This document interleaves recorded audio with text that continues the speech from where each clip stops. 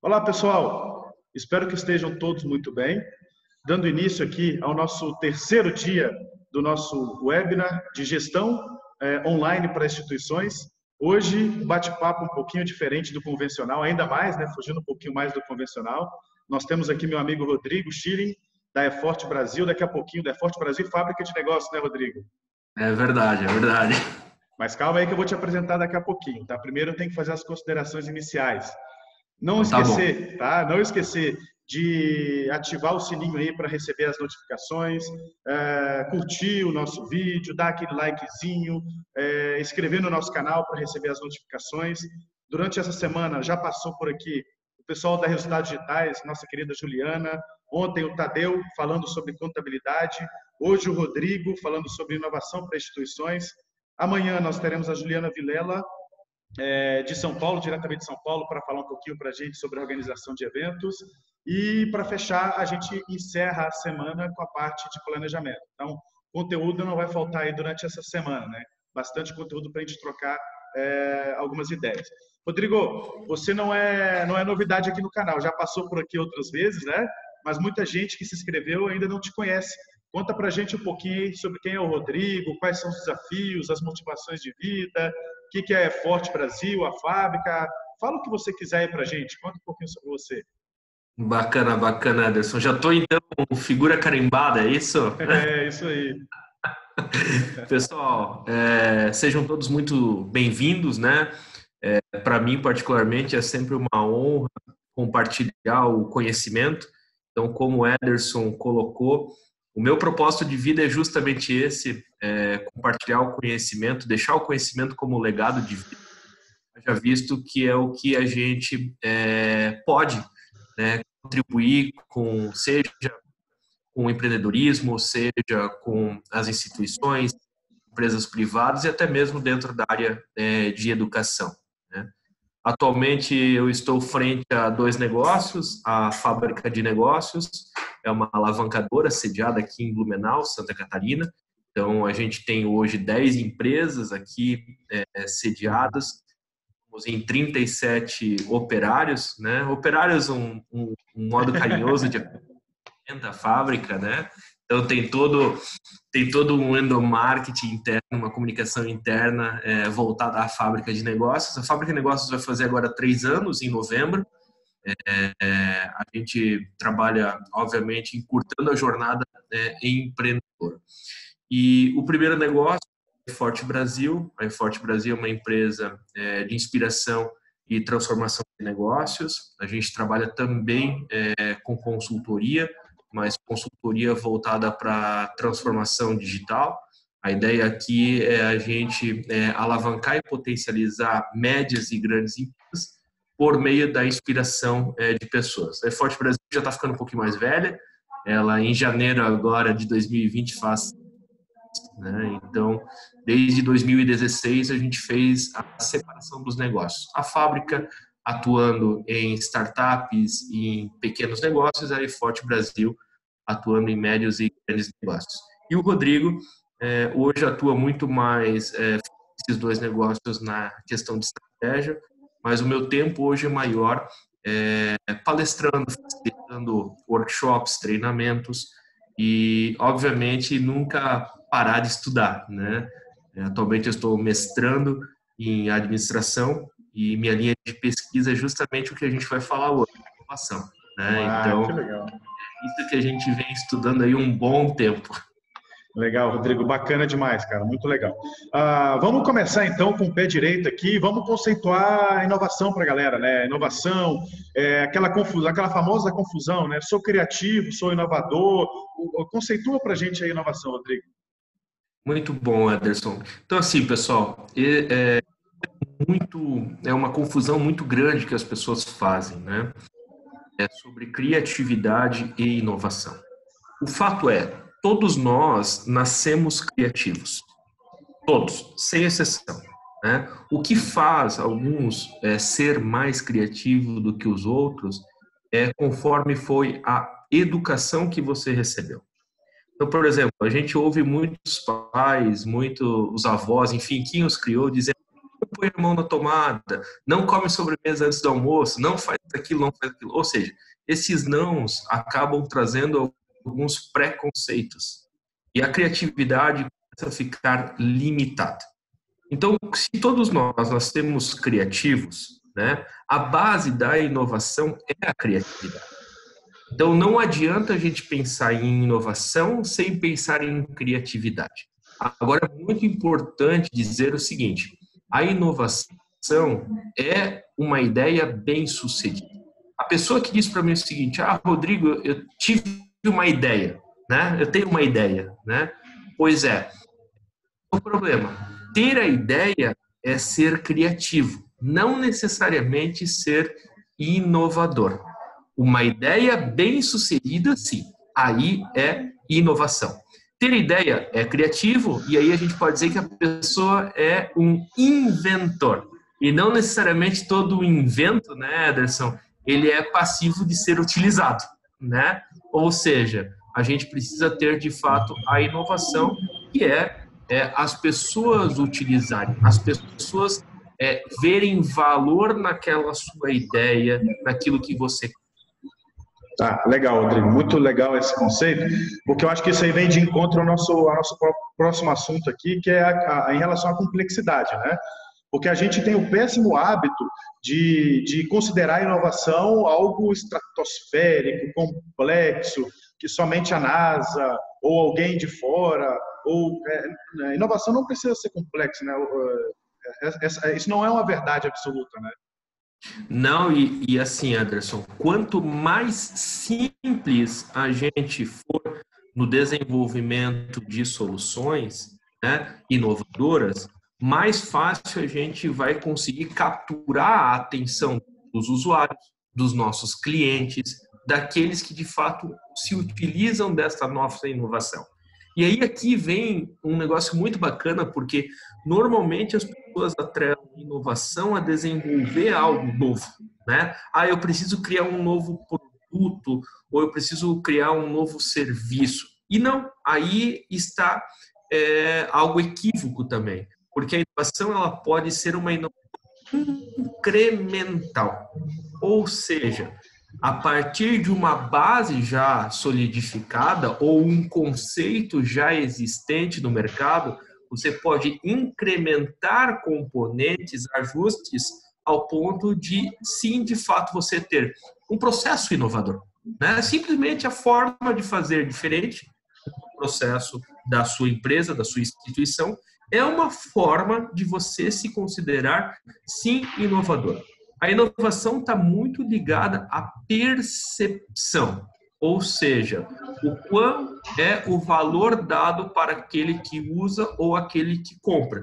Então, se você modifica um processo dentro da sua instituição, seja ele, por exemplo, um processo comercial, ou a partir de agora eu vou utilizar uma ferramenta para emitir os meus boletos de forma eletrônica, automática, né? Estou mudando a forma de cobrança da minha instituição. Isso é uma melhoria no incremento de um processo de faturamento e cobrança? Sim, é uma melhoria. Rodrigo, quer dizer que eu sou inovador? Sim. A partir do momento que seus associados olharem isso com bons olhos e, de fato, utilizarem esse serviço, você pode sim se considerar inovador. Legal, Rodrigo. Então, quer dizer, quando a gente fala de inovação para instituições como associações, federações, sindicatos, pequenos ajustes ou evoluções no nosso processo que vai, de alguma forma, facilitar ou para a instituição ou para o contribuinte, facilitar um pagamento, facilitar alguma coisa no processo, é considerado uma inovação. Posso dizer, a minha instituição atua com inovação. Exatamente. Então, olha só, Anderson, por exemplo, o simples fato de fazer uma chamada, né, de um evento ou de uma reunião formal por um aplicativo ou por um software, né, automaticamente você está inovando o seu processo de prestação de contas. Que você é considerado inovação, mas vale lembrar, é uma inovação incremental de processo. Né? Quando a gente fala de realmente pensar muito fora da caixa, criar um produto novo, um serviço novo, Esse é um conceito um pouquinho diferente de inovação. Essa inovação é chamada de inovação radical disruptiva. Aí, de fato, precisa ser algo novo, inclusive com registro de patente. Acho e acredito que neste momento não vem ao caso, porque das soluções mais simples é que a gente pode agregar muito valor no dia a dia. Que legal, muito legal. Então, Rodrigo, me veio aqui uma questão à cabeça, né? Antes a gente trabalhava, ainda trabalha, né, dentro do nosso sistema, da nossa plataforma, a gente trabalhava com a integração com alguns bancos, né, alguns bancos convencionais, que a gente precisava fazer homologação e mandar arquivo e volta arquivo e vai aquela novela toda lá, né? Hoje a gente tem dentro do nosso sistema um banco digital e nesse banco digital não precisa mais fazer esse processo de envio arquivo e volta arquivo. Hoje a gente consegue credenciar um cliente para conseguir emitir o boleto, sei lá, em 3 minutos, 2 minutos, né?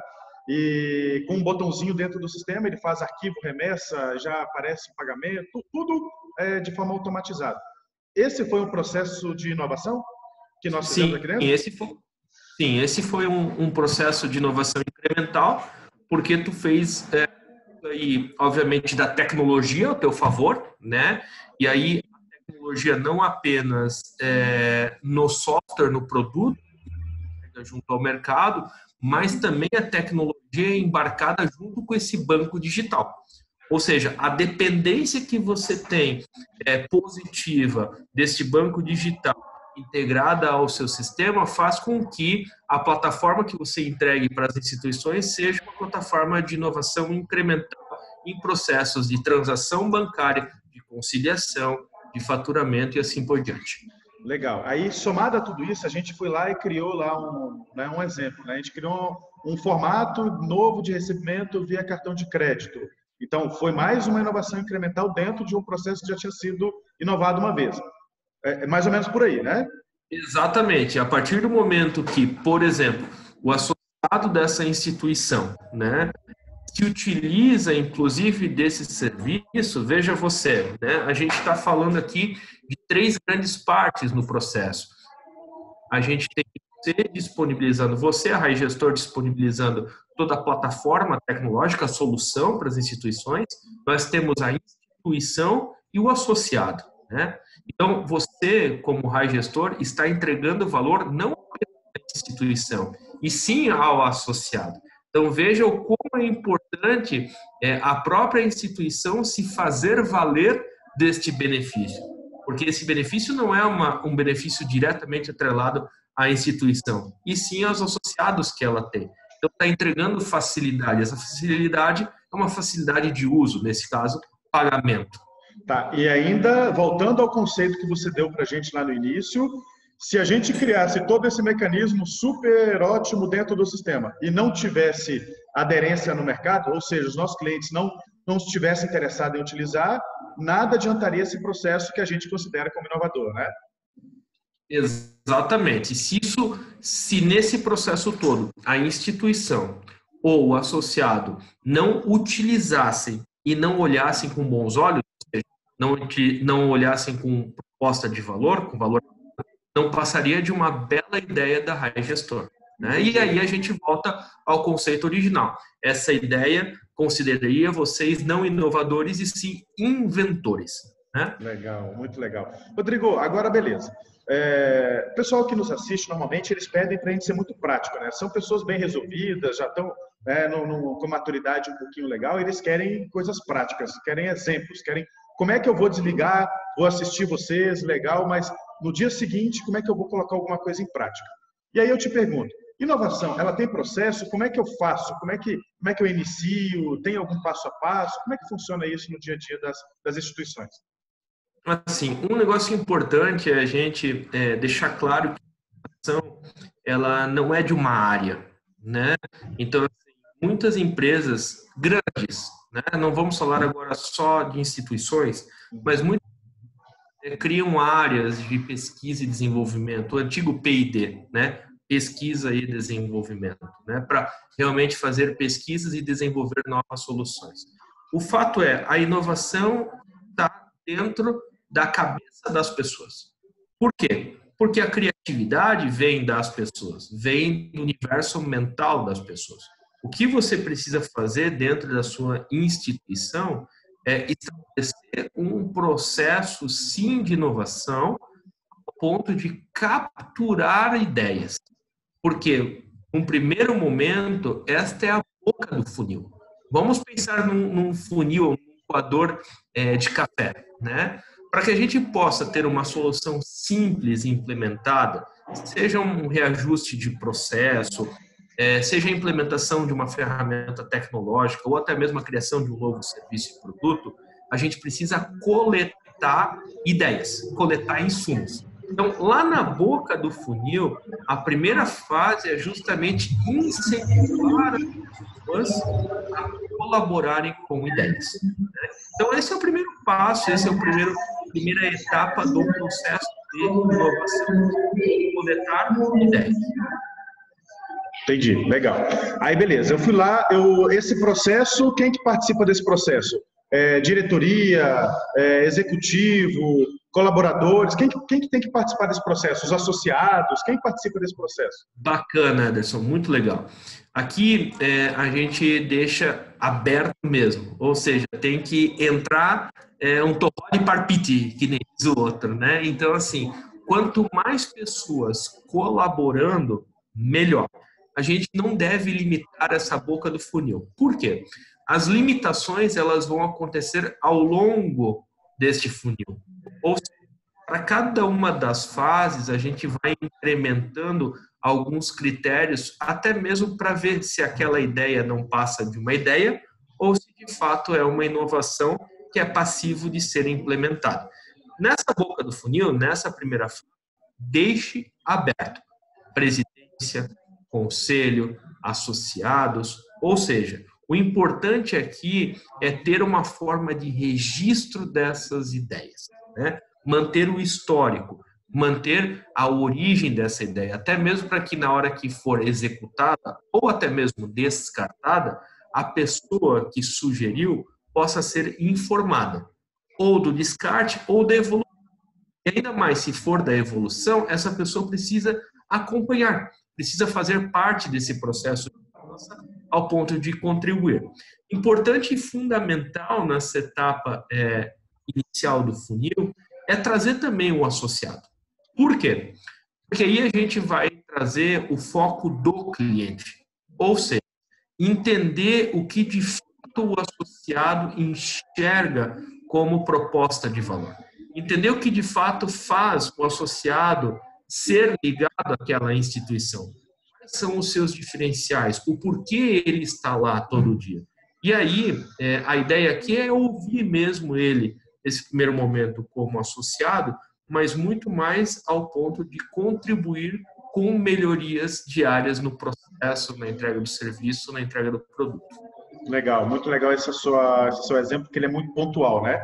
Agora sim, Rodrigo, beleza. A gente entende em que momento que eu vou fazer assim, esse entendimento de qual setor da minha instituição, qual parte que eu preciso mais, porque assim, não tem como fazer tudo, né? E principalmente quando a gente fala de instituições que têm recursos super ilimitados, né?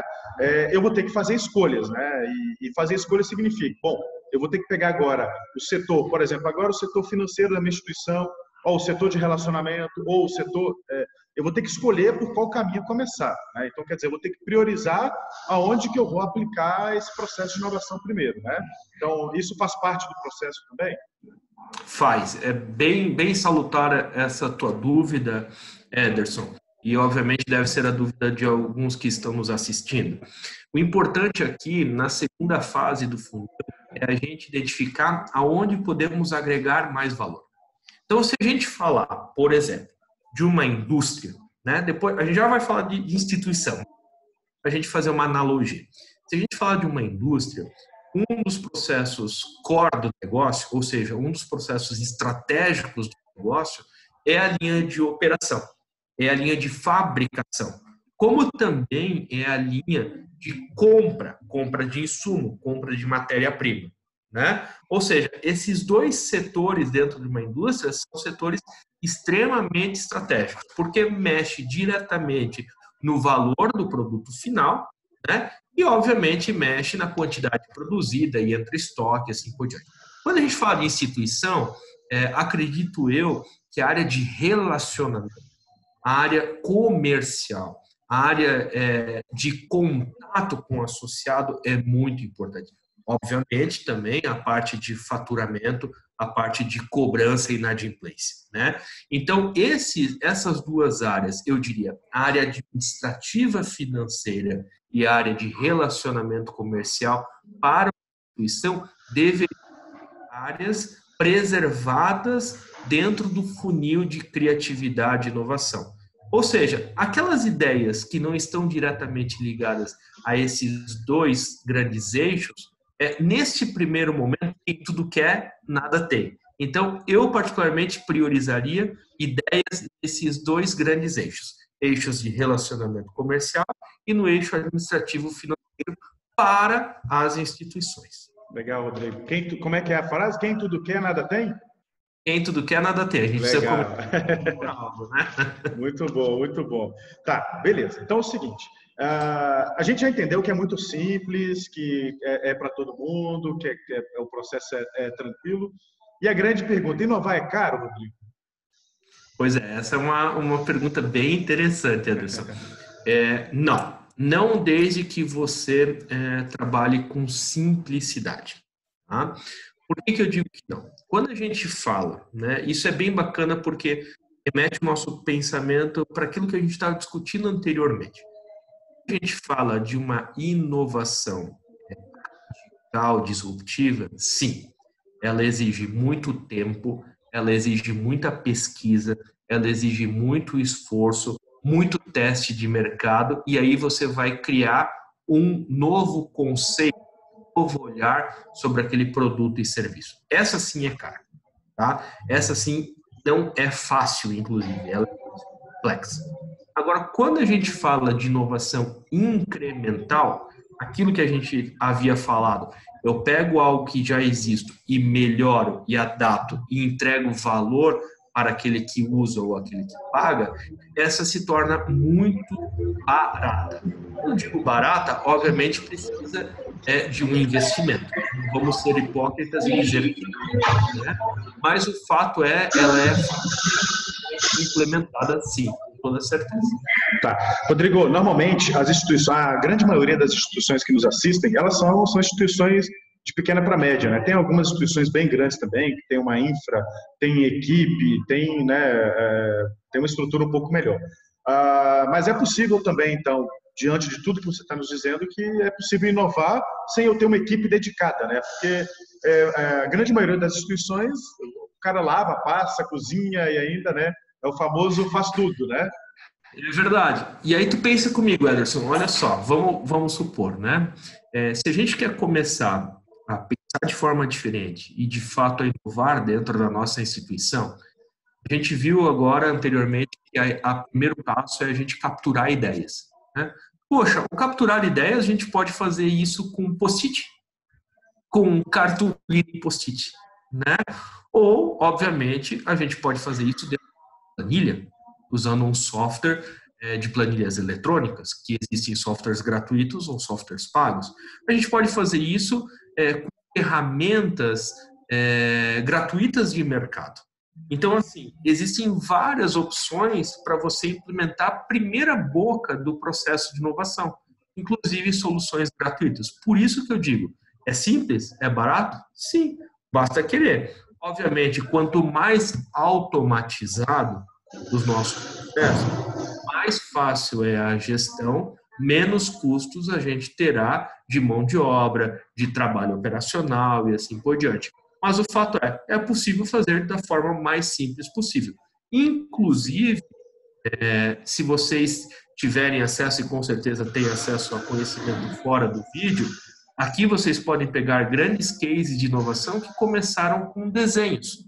Ou seja, desenhos em papéis, como se fosse histórias contadas para entender a necessidade dos clientes, né, dos usuários, e desenhar uma possível solução.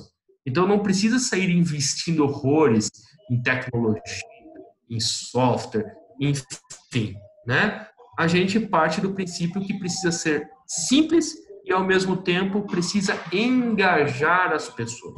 O importante é a gente ter esse espírito de colaboração, de cocriação, ao ponto de entregar algo que faz sentido para os nossos associados.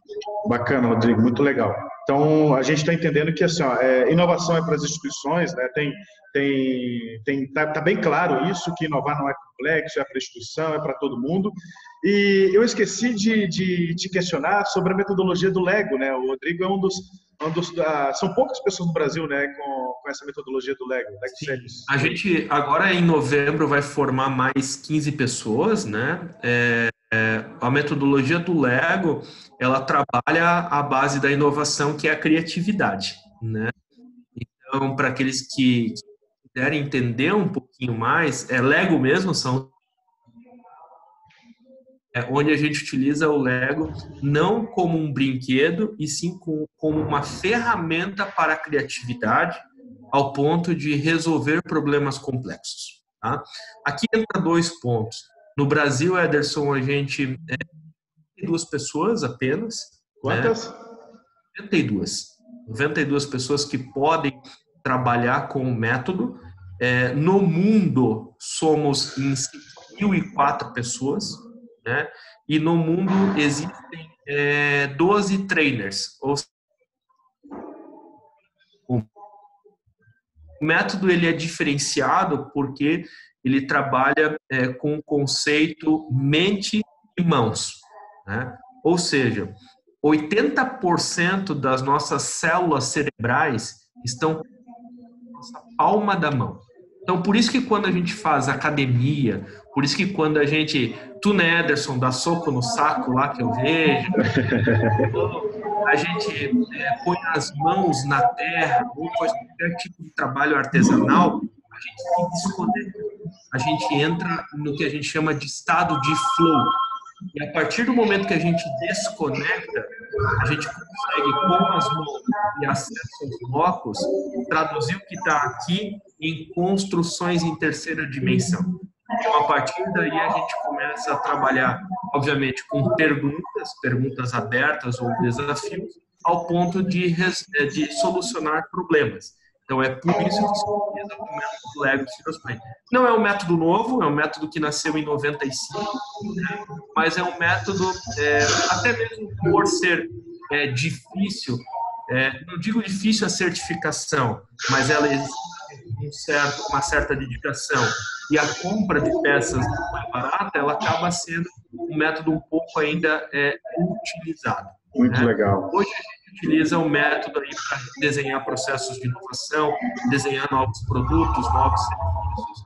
E é bacana porque é de uma forma lúdica, né? Brincando com peças de Lego, a gente consegue encontrar soluções para alguns problemas complexos. Eu participei, eu sou prova viva, né? Porque eu participei de um dos processos, eu adorei, foi muito legal. Rodrigo, finalizando o nosso bate-papo, preciso te agradecer muito, muito mesmo, né, pela disponibilidade. A gente, para quem quiser também, tem outro vídeo que a gente bateu um papo com o Rodrigo, que ele está disponível ali no nosso canal no YouTube. Vocês podem dar uma pesquisadinha, tem outra conversa muito legal. Deixa a última mensagem para o pessoal, como é que a gente faz para te encontrar? Bacana.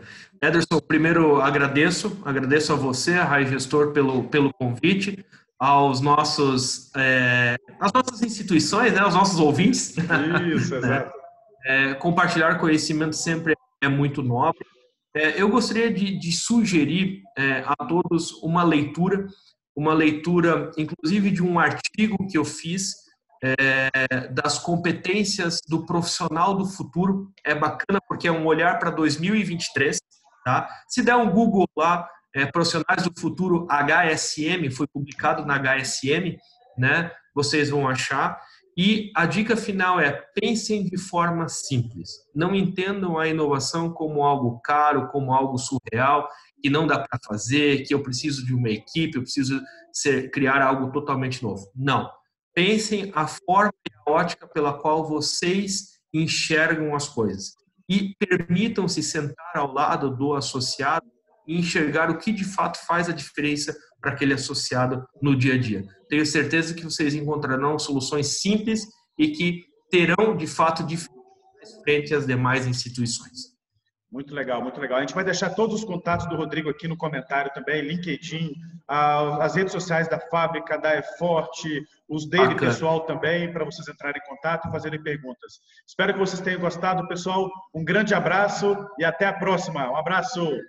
Obrigado, Ederson. Um abraço.